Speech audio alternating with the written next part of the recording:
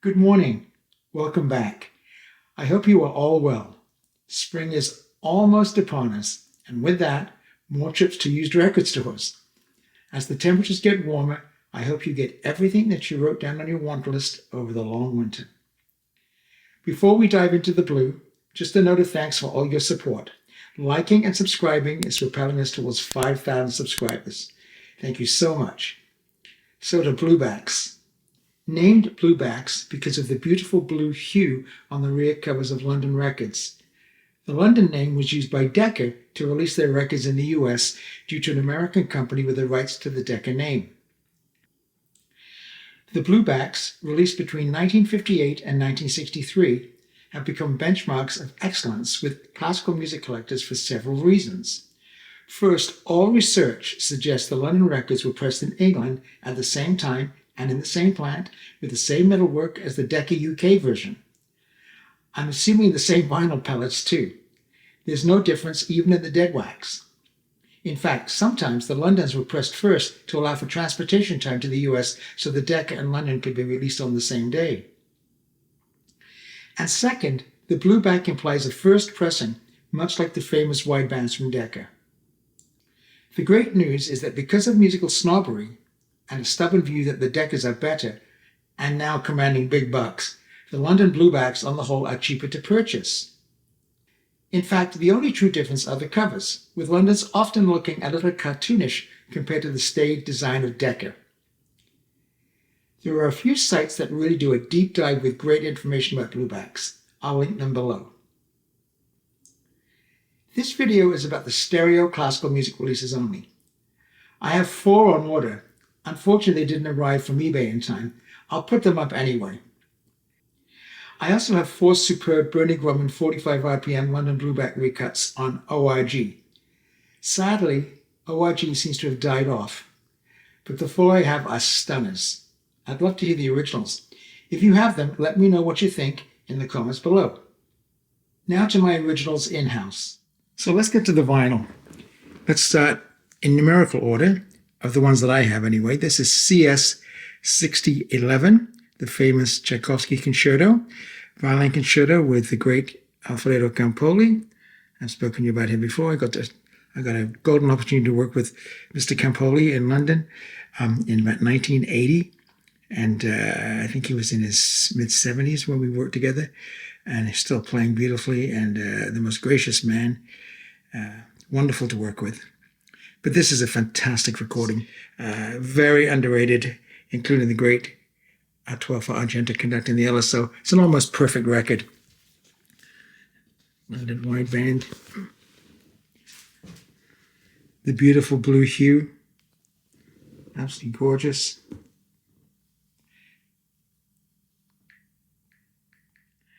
This was recorded by Kenneth Wilkinson in Kingsway Hall in December of 1956 and released in September 58.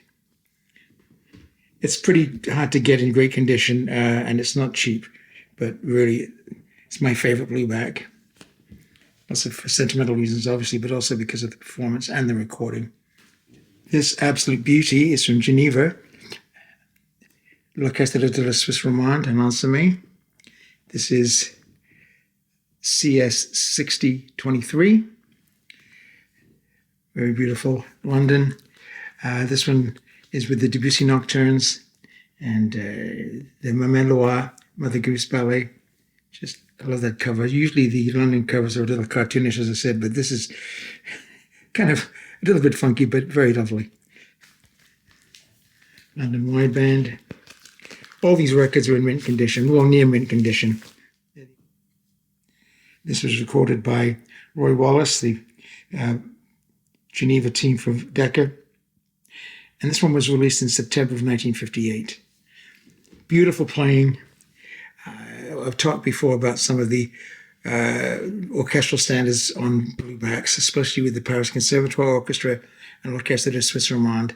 The LSO and the Vienna Philharmonic are pretty well guaranteed to get great performances, but with the with Ensemble and the Orchestre de Suisse Romande, sometimes you're going to get something. It's usually the tuning that's not great.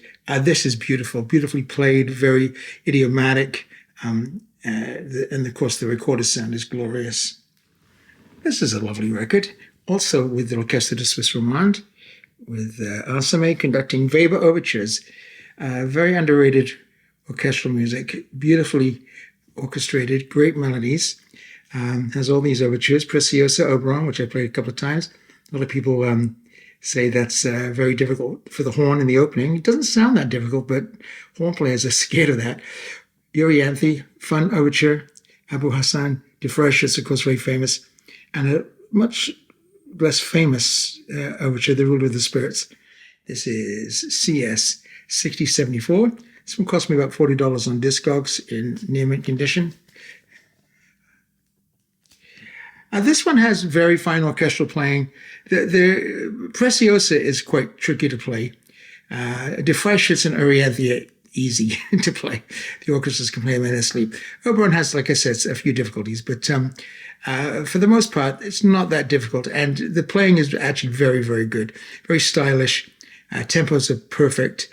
Technically, the orchestra, when they're doing a lot of unisons between the violins and the flutes and the other woodwinds, they're very, very good, and intonation is very good. It's a lovely, lovely cover. Not too cartoonish.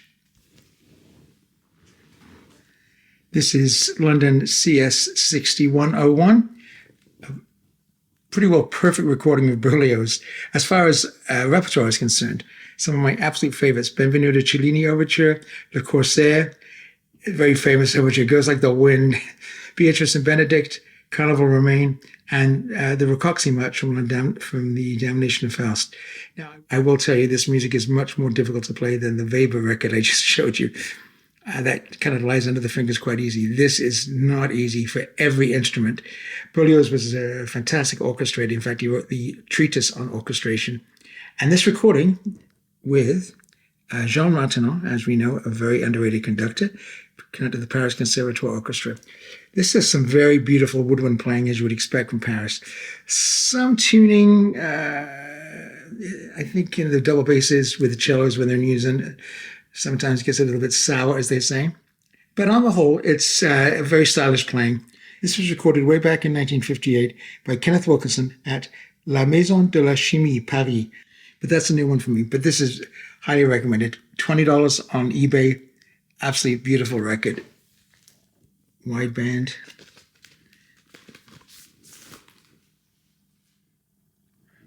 Of course, the blueback.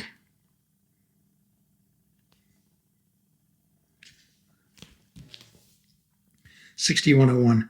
Very highly recommended. This one is a real sleeper. This is CS 6190, the wide stereophonic band at the top. This is Stravinsky Symphony in C and Symphony in 3 movements, 2 of his greatest neoclassical works. This is with Anselme conducting L'Orchestre de Suisse Romande in a knockout performance. Technically, this is probably one of their best recordings. You won't hear any intonation problems. You will hear power and precision. The Symphony in 3 movements, listen to the last 5 minutes, just stream it, and crank it up, and just revel in the rhythm and the chords and just the Stravinsky's genius. It's just wonderful. It was also turned into a ballet about Balanchine, which you can actually watch on YouTube, which is also exceptional. But the Symphony in C is wonderful too. Not quite as strong in motivic development and rhythmic development as the Symphony in 3 movements, but it's very, very good. Wideband, CS 6190. This was recorded by Roy Wallace, of course, in Geneva at Victoria Hall. This is CS 6198. This is the Great Reiner conducting the Vienna Philharmonic in dances, Hungarian dances by Brahms and Slavonic dances by Dvorak. Considering it's about an hour's music for Brahms and an hour's for Dvorak, we only get half of the Hungarian dances and a few of the Dvorak Slavonic dances. So the repertoire, I prefer having the whole thing on one record.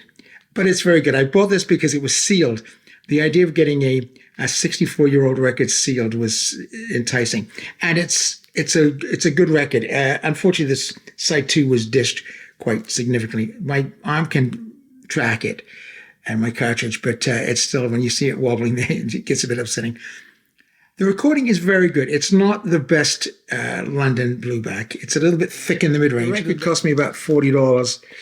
Of course, it's near mint, but when you get a record like this, you know you have to expect it's been on the shelf for 60 years, and something may happen to it. Unfortunately, it did, but it's still good. The performances are lovely, very idiomatic by Reiner.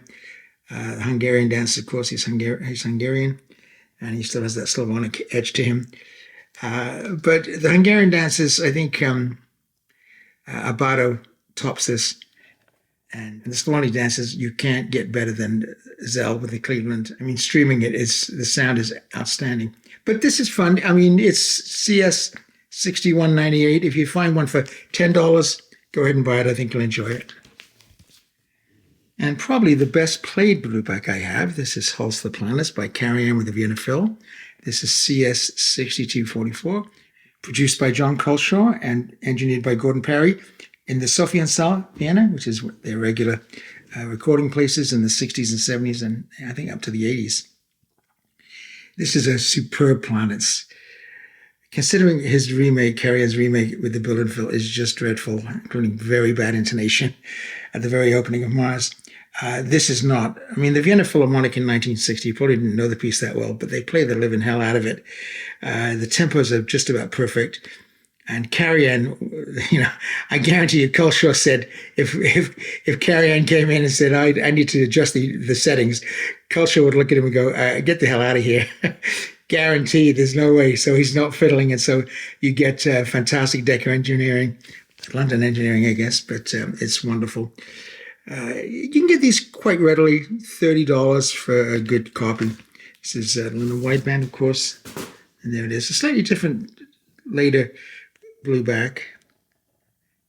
There you go. CS 6244. Worth a look. So that's it. I love bluebacks.